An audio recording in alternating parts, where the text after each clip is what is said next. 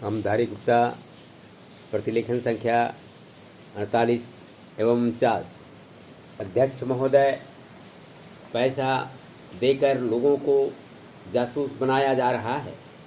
सीमा क्षेत्र में जाएं या पिछड़े क्षेत्रों में जाएं, चारों तरफ विदेशी पैसे के बल पर हमारे देश के साथ खिलवाड़ हो रहा है।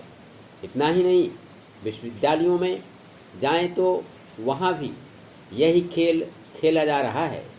गिरजाघरों में, मंदिरों में, मस्जिदों में विदेशी पैसे के बल पर अपना प्रभाव जमाने की कोशिश हो रही है। यह समस्या किसी एक पार्टी की नहीं है, यह राष्ट्र की समस्या है। आज सदन में वित्त मंत्रालय की मांगों पर बहस हो रही है। सरकार के हर विभाग का वित्त मंत्रालय से संबंध होता है। देश में जो प्रगति हुई है और हो रही है, उसकी काफ़ी चर्चा हुई है। जो प्रगति हुई है वह चारों ओर दिखाई पड़ रही है। कम से कम रेल विभाग में तो काफ़ी प्रगति दिखाई पड़ रही है। रेलों में अब भीड़ कम होती है। बिजली का भी काफ़ी विकास हुआ है, लेकिन देहातों की तरफ हमारा जो दृष्टिकोण है उसको देखकर कुछ कष्ट होता है। अभी जो जनगणना हुई है उसको देखने से मालूम होता है कि शहरों की जनसंख्या अधिक बढ़ी है। आज देहातों से लोग शहरों की तरफ आ रहे हैं। हमारे राष्ट्रपिता ने कहा था कि लोग देहातों में बसें, देहातों के जीवन को पवित्र करें। लेकिन स्वराज्य के 55 वर्ष बीत जाने के बाद भी देहातों की तरफ न जाकर शहरों की तरफ लोग आते जा रहे हैं।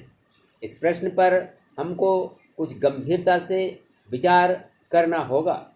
अगर देहातों में लोगों को सुख सुविधाएं मिलती जो आज शहरों में प्राप्त है, तो लोग देहातों से शहरों की तरफ न दौड़ते, बल्कि शहरों से देहातों की तरफ जाते।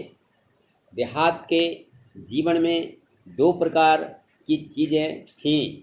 एक तो जमींदारी प्रथा थी और दूसरे वे लोग थे जो रुपये का लेन देन करते थे। जमींदारी प्रथा समाप्त हुई, इससे लोगों को कुछ राहत मिली। जहाँ तक रुपये के लेन देन का प्रश्न है, पहले 25% तक का ब्याज लिया जाता था। उसमें अब कुछ कमी अवश्य है, लेकिन कहीं कहीं तो अभी भी उतना ही ब्याज लिया जाता है, जिससे कर्जा लेने वाले उनके चंगुल से नहीं निकल पाता। सरकार भी अब उचित दर पर कर्जा देने लगी है। इस वजह से कहीं कहीं पर साहूकारों के ब्याज की दर में कमी आई है।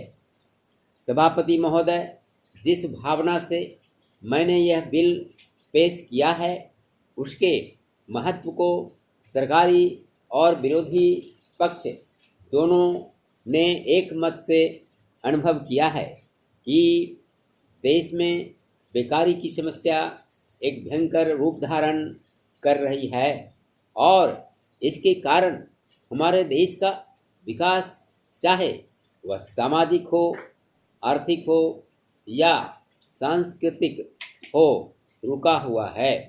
पिछले 55 वर्षों से इसी परिस्थिति का निर्माण होते हुए हम देख रहे हैं।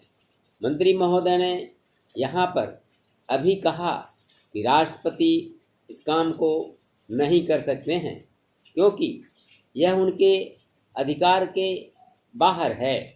आप जब भी यह देखते हैं कि किसी राज्य में वहाँ की व्यवस्था, वहाँ का विकास ठीक नहीं हो रहा है, तो उस राज्य में राष्ट्रपति का शासन लागू कर देते हैं। जब किसी राज्य में अराजकता फैल रही हो, विकास का काम समाप्त हो गया हो और वहाँ के नेता जिम्मेदारी से काम न करते हों तो वहाँ पर राज्यपाल का शासन लागू कर दिया जाता है। ऐसे अनेक उदाहरण हमारे देश में मौजूद हैं।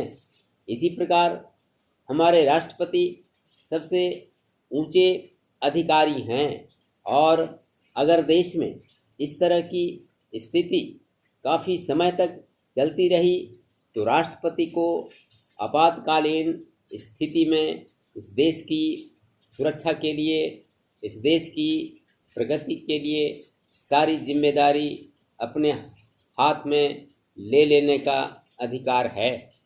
हमारे भाइयों ने बहुत से उदाहरण दिए कि राज्यों में संयुक्त सरकारें नहीं चली, लेकिन उसके पीछे राजनीतिक मामले थे।